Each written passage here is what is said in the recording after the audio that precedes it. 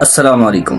10، 11 اور 12 ذی الحجہ کے ان 3 دنوں میں صرف ملک پاکستان میں تقریباً 70 سے 80 لاکھ جانور قربان کیے جاتے ہیں، اور ایک اندازے کے مطابق ان کی مجموعی مالیت تقریباً 600 سے 800 ارب روپے بنتی ہے۔ مطلب ایک ایسا عمل جو صرف 3 دن تک جاری رہتا ہے، اس ایک عمل کے پیچھے تقریباً 1.5 ماہ کے اندر 600 سے 800 ارب روپے تک کا کاروبار ہوتا ہے۔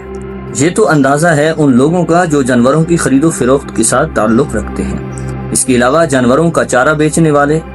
چھریاں تیز کرنے اور بیچنے والے، اور ایسے ہی جانوروں کو ایک جگہ سے دوسری جگہ منتقل کرنے کے لیے جو ٹرانسپورٹ استعمال ہوتی ہے، اور پھر قربانی کے بعد لاکھوں کی تعداد میں جو کھالیں فروخت کی جاتی ہیں، جو کہ پاکستان کی لیدر انڈسٹری کے لیے ریڑھ کی ہڈی کی حیثیت رکھتی ہیں، یہ سب الگ سے۔ اور اس کے علاوہ جو مختلف فلاحی ادارے ہیں، مدارس ہیں، ان کو بھی کھالیں دی جاتی ہیں، جن میں کتنے ہی یتیم بچوں کی کفالت، ان کی تعلیم اور دوسری ضروریات کا بندوبست کیا جاتا ہے۔ اب ذرا تصور کریں، آج سے تقریباً 4000 سال پہلے جب ابراہیم علیہ السلام منا کی سنگلاخ وادی میں اسماعیل علیہ السلام پر چھری چلانے کے لیے تیار ہو رہے ہوں گے، تو کیا انہوں نے تصور کیا ہوگا کہ رسول اللہ صلی اللہ علیہ وسلم کی امت میں قیامت تک آنے والے تمام مسلمانوں کے لیے اس سنت کو جاری کر دیا جائے گا؟